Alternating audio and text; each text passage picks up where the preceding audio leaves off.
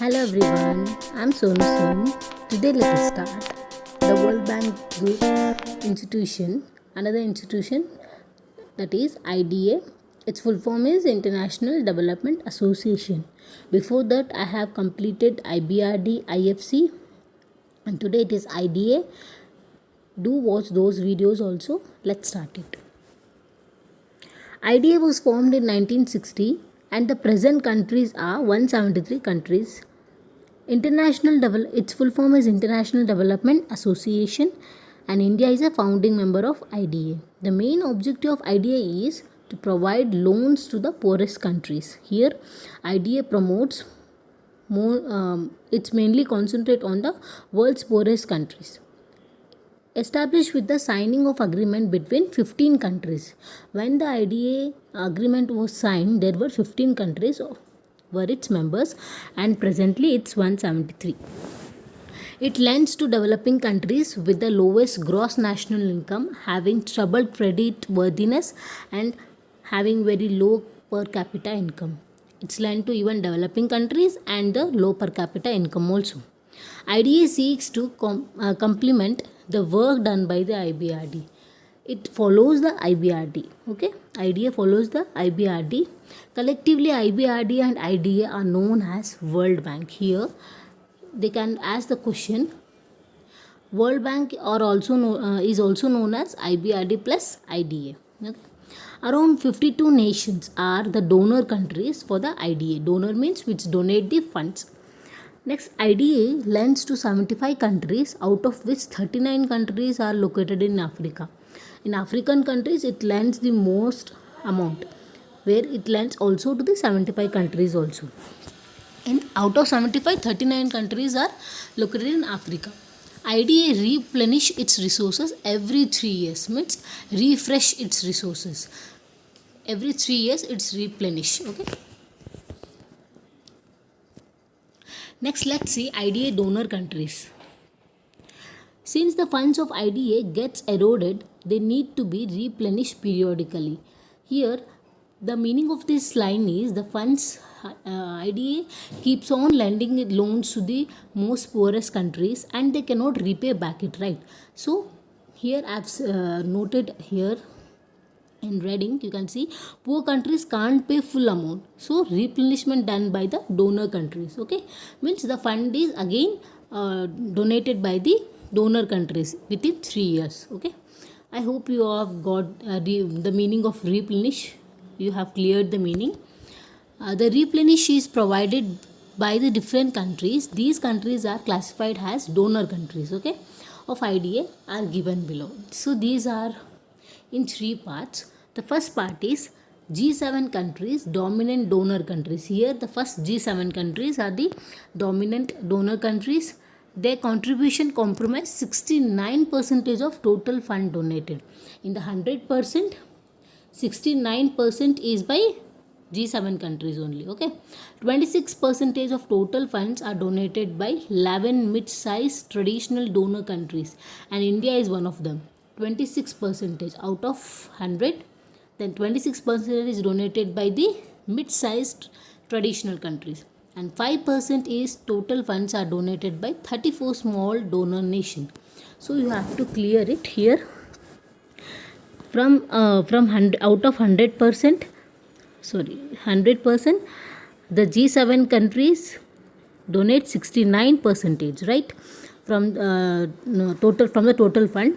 And mid-size mid-size countries like India, those countries donates 26%. Okay, and 5% is donated by the small size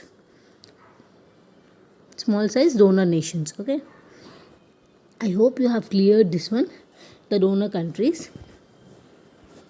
Next, let us see IDA financial instruments. The IDA financial instruments are classified into 3 parts. The first one is investment operations. It is used to finance a wide range of physical and social infrastructure necessary to reduce poverty and create sustainable development. So here investment operations, this financial instrument is used for the physical and social infrastructure for the country to reduce its poverty and even to create sustainable development in the countries. The second part is development policy operation. Development policy operation. The next financial instrument is development policy operation. This focus on financial policies and institution activities that are consistent with the country's economic policies. Here it goes with the country's economic policies and it focuses on financial policies and institution of the country.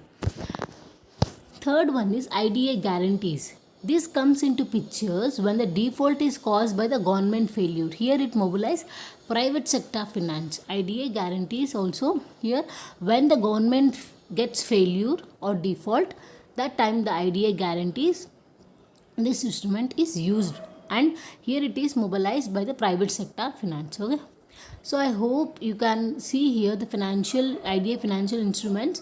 That is, first one is investment operations, which it is used in the physical and social infrastructure.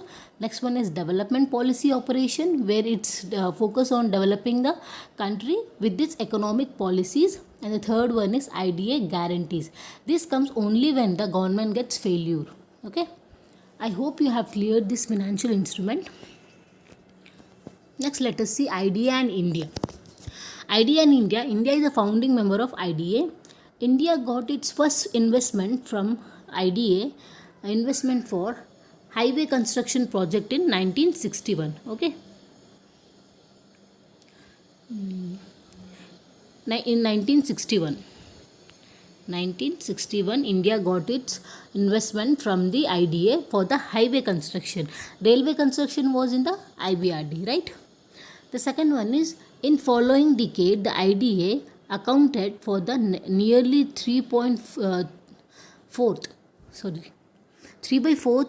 of all World Bank lending to the India. In the following decade, in the next decade, the IDA accounted for the nearly, out of 4, 3/3 part of the World Bank lending to the India only. So our India is very lucky to get the loans from the World Bank, these much amount from the World Bank. By 1970, India was the largest recipient of IDA funds, accounting for more than 2/5 of all its lending. In 1970, you can see India was the largest recipient of the IDA. It was taking more loans from the IDA, and it was more than 2/5 of its lending. India is also a donor to the IDA as a part of second donor, as I said before. So India comes in the second part, which is 26% in the donor countries, right? And 69% was by the G7 countries. You need to keep this data. You need to know this data. It's very important in the exam also. Next, in 1980, China joined the World Bank, which significantly dropped India's share in IDA. When the China joined the IDA in 1980, so India's share was dropped.